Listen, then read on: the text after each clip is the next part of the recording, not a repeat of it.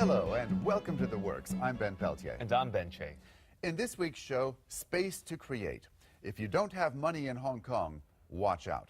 There sometimes seems to be a feeling here that if you can't afford it, simple things like breathing air, a roof over your head, a decent bit of greenery, or even a good education for your children are too much to ask for.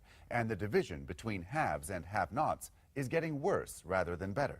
Consider then the plight of the artists, and particularly those who don't already make plenty of cash. Not only is living hard, finding space to create can be just as tough. For a few years, artists got around this and helped out the government and landlords somewhat by moving into former industrial buildings vacated by companies who'd moved their factories up to China. Unwittingly, by moving into those spaces, they increased their value, and that brought new threats to their working environment. Money talks, and the less wealthy, often including innovators and creative people, walk. And times got harder in 2009 when Chief Executive Donald Tsang announced in his policy address a new revitalizing industrial building scheme, which basically made them more profitable for developers. The government's been talking about developing Artspace for a long time. At first, it had encouraged artists, musicians, and other creative industries to move into what were then largely abandoned industrial buildings. In October 2009, though, the then Secretary for Development Carrie Lam introduced a proposal to revitalize those buildings.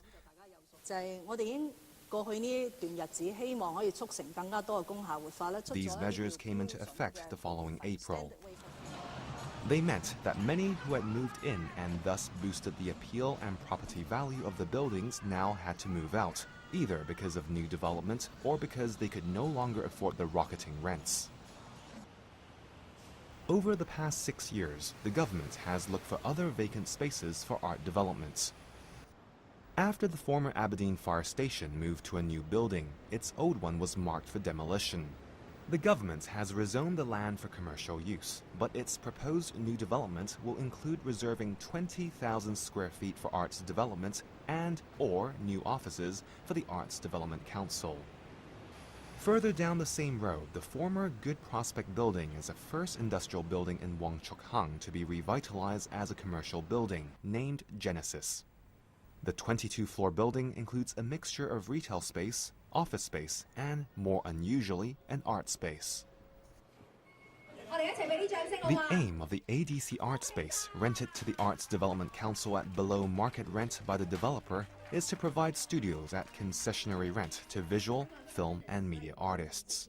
Wilfred Wong, the chairman of the Arts Development Council, played an active part in creating the partnership between the ADC and Hip Shing Hong. So the idea of a promotion of arts between government, the private sector, and the arts world came to my mind. We will be responsible for renovation with grants from government and also the selection of who should go into it. So far, the agreement with the building developer is that they will be responsible for the day-to-day building management. So the cleaning, the security, and all that public space. But for the use of the premises, it will still be under the ADC. For example, we select the tenants to go into. We renew leases by looking at how they perform. The ADC Artspace, which is on the 12th floor, includes 17 individual studio units ranging from around 300 to 1,400 square feet. The scheme is tentatively scheduled for 6 years, with each tenancy lasting for 2 years. The rent for the first leasing term is $5.5 per square foot, plus an operation fee of $2.5 per square foot. The rent for the second 2 years is $6.5 per square foot, and the rent for the third 2 years, $8 per square foot. It's planned that tenancies will change after each 2-year period to give more artists a chance to benefit. Nevertheless, the ADC received over 70 applications for tenancies. The floor could accommodate just 27. Applicants were required to submit a proposal on how best to use the studio space. They were also assessed on whether their previous works met a certain artistic standard. The 27 successful applicants, including photographers, painters, and architects, moved in last November. Brian Z is one of those who moved in. Previously, he had rented a studio in another Wong Chuk industrial building. Brian is a full-time teacher, but he goes to his studio to paint whenever he is free. His work focuses on a rabbit of his own creation called Mr. Baby, who appears in over 100 paintings currently on show in his studio. 我覺得我自己好好彩嘅，即係首先可以入到嚟呢一度，咁第二樣就係機會多咗好多嚇，即係雖然短短嗰幾個月，咁藝發局嗰邊佢哋下年20週年亦都即係揾咗我去幫手做一啲紀念品嘅設計咁樣樣嚇，咁呢個係喺以前我喺另外舊時嘅畫室已經4年啦，即係都冇試過有咁樣嘅機會咯嚇，咁可能。嗰陣時真係唔識做宣傳嚇，咁所以今次搬咗嚟呢邊，我覺得機會多咗好多。The Home Affairs Bureau provided a subsidy of about $8 million to the ADC for refurbishment, startup, and rental support for emerging artists, including the Emerging Artist Rental Subsidy Scheme. Under this scheme, artists who graduated less than 3 years ago can get a 50% rental subsidy for a maximum of 2 years to encourage their artistic development. However, they are still required to pay the operation fee. Located in the center of Artspace is the studio of Veron Sung, who was formerly a commercial photographer. She feels the ADC Artspace provides a better environment for her to concentrate on creating works that combine photography with other mediums. 咁其實而家2年之後，其實而家都冇2年，因為已經過咗幾個月啦又。咁其實即係年幾之後，其實又要再高呼呢件事咯。當我想再申請嘅時候，其實我都亦都冇一個底去知道究竟我又可以憑啲咩可以有啲把握可以繼續留低啦。因為其實做得好嘅時候。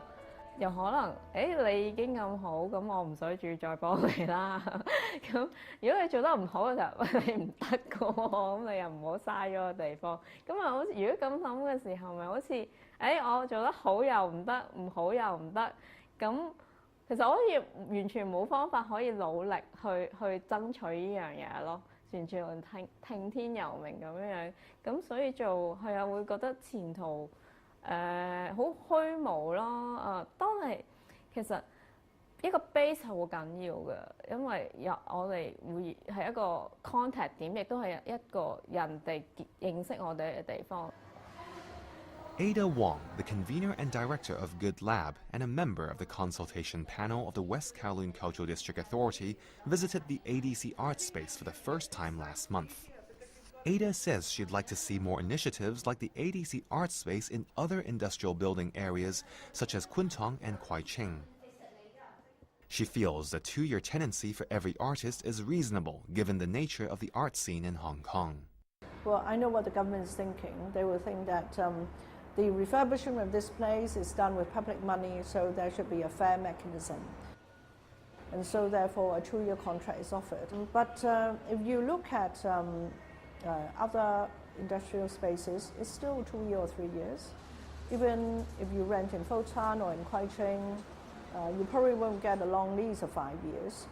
So any artist, if they want to rent a space, they will have to actually live with the fact that in 2 years' time, the rent might increase and they might have to move somewhere else.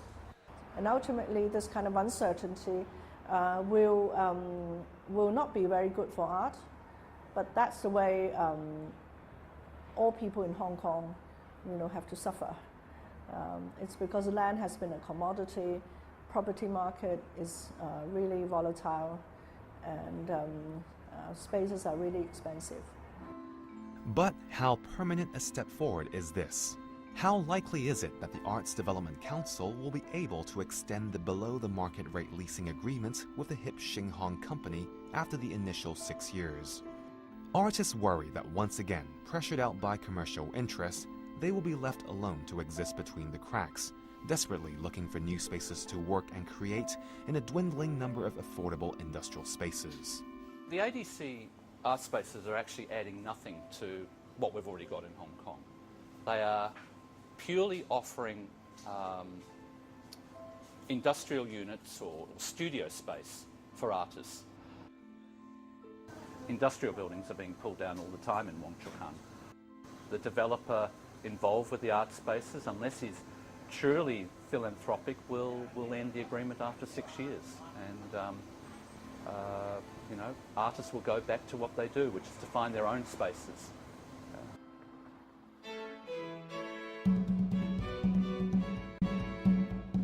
Welcome back. As we saw in part 1, the Arts Development Council has been focusing some of its attention on developments in the south of Hong Kong Island. But what's been called the South Island Cultural District wasn't developed by government or arts organizations. It began when artists and eventually galleries and restaurants moved into industrial buildings in places like Wong Chuk Hang, Aberdeen, and Chai Wan. To coincide with Art Basel, individuals and groups have organized both a South Island Art Night and a Chai Wan Mei Arts and Design Festival to highlight cultural development in their areas.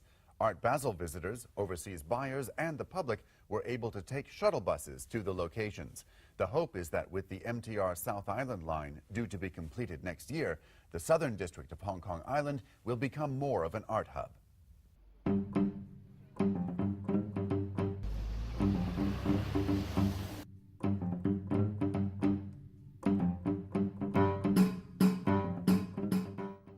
The South Island Art Night on March 15th was organized by the South Island Cultural District, an association formed in 2012 by galleries and artists' studios in Wong Chuk Hang, Tin Wan, and Apley Chow.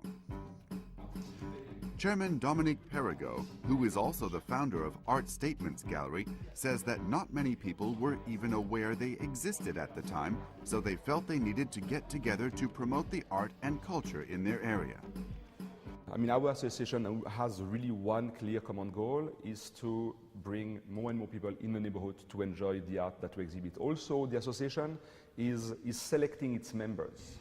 So we're not open to any galleries. We will not have shop selling paintings, for example. We really want to put the incentive, the priority on spaces that promote culture.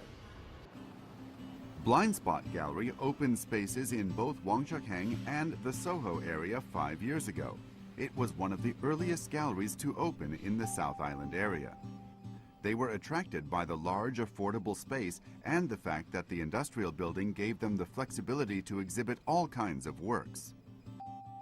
When their Soho rent drastically increased, they decided to close the gallery there and move their full operation here. The traffic here is definitely more focused. I think people come all the way to Wong Chuk Hang to see not only one exhibition, but multiple exhibitions, since more galleries have opened here. We see mainly art lovers and collectors, or people from the art circles who come specifically to see an exhibition. More and more galleries have moved to South Island or chosen to open new spaces here. The newest is the Empty Gallery, which opened on March 7th, just in time to make an appearance in the South Island Art Night. I love this area of Hong Kong. I love Aberdeen and Tin Wan. And there's a lot of galleries opening here. It's becoming a cultural hub for Hong Kong. What's happening in the industrial areas in Hong Kong now happens a lot in cities around the world. That happened in New York, for example, where I grew up. You have an industrial area that is no longer industrial, and the first wave of new activity that tends to move into these areas are usually creative. Artists come and galleries because for economic reasons, and also the spaces are usually large with high ceilings and really great for creative work. For now, the South Island District retains more of its own local character than many areas of Hong Kong. But the district is set to change rapidly, largely because the MTR South Island Line East is planned to reach the area in mid-2016. Many of the old industrial buildings have already been knocked down and replaced with upmarket commercial buildings and hotels. The art community here has very mixed feelings about how the MTR might affect future cultural development. Yeah, I think you can already tell that this area is going to change and grow very quickly. It already is in anticipation of the MTR. But I worry that it's just going to turn into any other very developed area of Hong Kong, which, if you just follow the natural laws of economics, it's going to look like everywhere else. That's what I'm saying would be a real shame. I think art community always grows organically. So it is not something you can engineer. I think one of the reasons the government decides to inject resources in this neighborhood is because there's already a community formed by galleries, art studios, and non-profit art space such as Spring Workshop. The area will continue to grow as an art district regardless, with or without the government injection of resources. Coinciding with this year's Art Basel, and in its 4th year, the Chai Wan Mei Art and Design Festival opened its doors to the public over the weekend of the 14th and 15th of March. More than 30 individual art spaces and creative organizations based in the Chai Wan Mei industrial buildings took part. This year's program included guerrilla art installations, performances, pop-up exhibitions, and workshops. Valerie Portefeuille, who with Laurent Gutierrez constitutes the artist duo Map Office, has been making art in Hong Kong since 1996. They are among the artists currently based in Chai Wan. For her, it's more than an industrial area that can provide more studio space at lower rent. Chai Wan is also old Hong Kong. Chai Wan is a very interesting neighborhood. So a lot of culture, art, design related industries around Chai Wan. So I think it's the main characteristic, and probably compared to Wong Chuk, which is in total gentrification process, or Fotan, that's still very much studio. Almost like I could say old style Hong Kong, or what Hong Kong used to be when I arrived 20 years ago. Everything is getting higher, and what should we all do? Move to Taipei? I mean, that's the price to live in Hong Kong, so we are all having the same problem. The opening of the Arts Development Council's ADC Artspace in Wong Chuk has divided artists. The ADC says it will help relieve the rental pressure faced by the arts community. Many artists worry it will end up inflating rents for industrial areas.